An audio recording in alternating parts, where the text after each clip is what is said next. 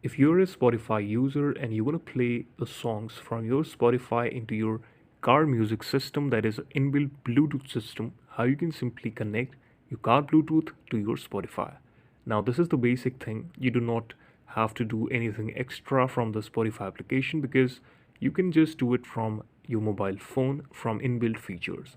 Now, let's start the video. Firstly, suppose this is my phone and you just have to turn on the car's Bluetooth option, enable the Bluetooth pairing mode of your car's Bluetooth, and then swipe like this on your device.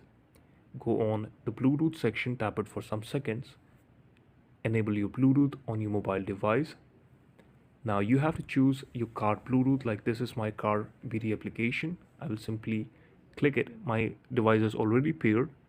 You just have to pair your device and connect the Bluetooth from your car BT. And now you have to go on Spotify app. Whenever your Bluetooth is connected to your car, you can play any song out of here. So this is how you can exactly do it. Thank you so much for watching the video, and please subscribe the channel for watching such amazing updates like that.